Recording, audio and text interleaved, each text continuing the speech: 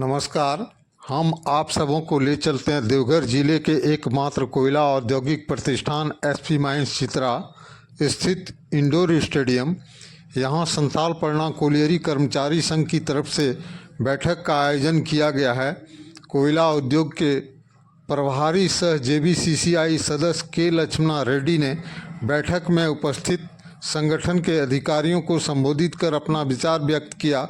इस दौरान अखिल भारतीय खदान मजदूर संघ के केंद्रीय उपाध्यक्ष अंगद उपाध्याय भी मौजूद थे।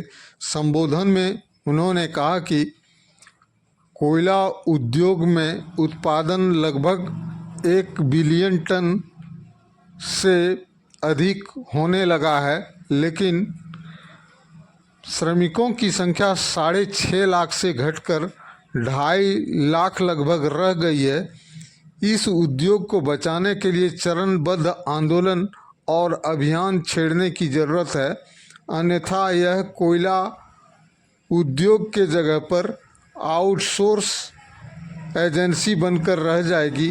उन्होंने ठेका मजदूरों को अस्थाई मजदूरों के जैसा सुविधा मिलने की वकालत की।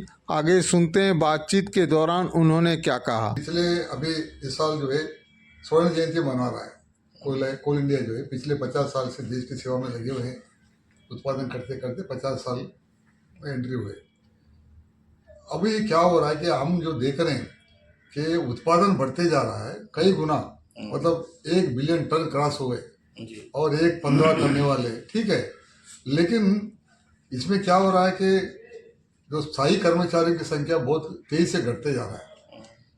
एक 15-16 साल पहले 6.5 लाख लोग रहते थे, आज जो घट के 2 लाख तक आ गए और हर साल 4-5 हज़ार लोग रिटायर हो रहे हैं। तो भविष्य कैसा रहेगा, हम प्रबंधन और सरकार से ये पूछना चाह रहे हैं, आखिर कोल इंडिया का भविष्य क्या रहेगा।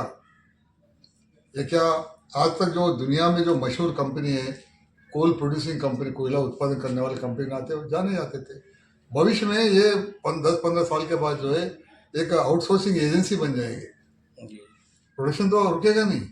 कैसे कर रहे हैं, ठेकेदार, आउटसोर्सिंग, एमडीओ मॉडल, नए नए तरीके से जो है वो प्रोडक्शन निकालते जा रहे हैं। उसमें क्या हो रहा है कि जो ठेका मजदूर को जो वेतन मिलना चाहिए वो नहीं मिल रहा है, बाकी सुविधा जो मिलना चाहिए वो नहीं मिल रहा है।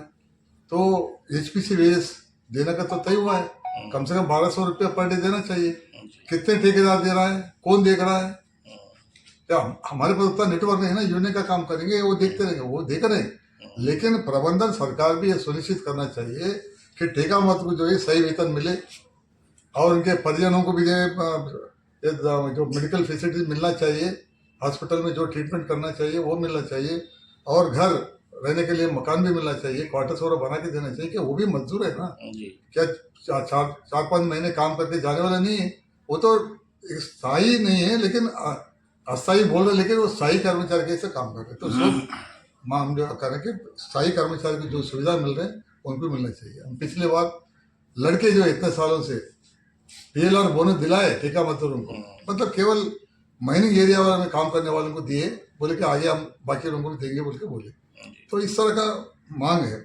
और हर सब्सिडी में हमारा मांग है कि सुपर स्पेशलिटी हॉस्पिटल होनी चाहिए।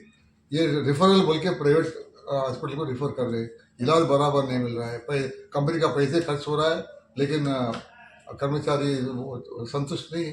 तो इसलिए खुद का हॉस्पिटल चलाओ। और दूसरा क्या है, ये जो मेंबरशिप वेरिफिकेशन सदस्य सत्यापन जो कर रहे हैं अंधाधुंध, 8 कंपनी है, 8 कंपनी में अलग अलग तरीका।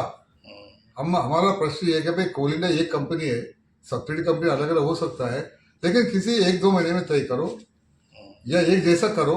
अलग कंपनी का अलग अलग चल रहा है। और जो सदस्य सत्यापन में भाग ले, सदस्य सत्यापन किस लिए कर रहे हैं भाई, किसकी सदस्य कितना है वो पता करने के लिए।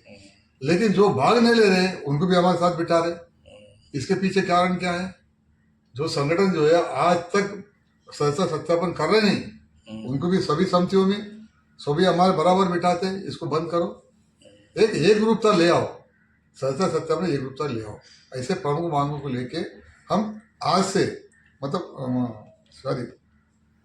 आज से मैं शुरू किया मेरा प्रवास, लेकिन 23 जुलाई जो भारतीय मंच स्थापना दिवस है तो उस दिन से लेके 17 सितंबर जो राष्ट्रीय श्रम दिवस हम मनाते हैं विश्वकर्मा जयंती तक पूरा कोल इंडिया सिंगरनी जहाँ जहाँ कोल कंपनी है सभी जगह जो है एक अभियान चलाने वाले हैं 23 जुलाई से लेके 17 सितंबर तक। पहला हम जो है मजदूरों को जागरूक करेंगे, गेट मीटिंग पिट मीटिंग लेके, फिर बाद में कोयला के ऊपर निर्भर होकर जीने वाले जो आसपास के गांव वाले हैं व्यापारी लोग हैं, भाई आपका भी भविष्य रहेगा, कोयला कंपनी नहीं तो आप कहाँ जाएंगे, तो उनको भी हम जागरूक करेंगे, उनको भी हम बोलेंगे भाई ये हमारा ही मुद्दा नहीं आपका भी मुद्दा है।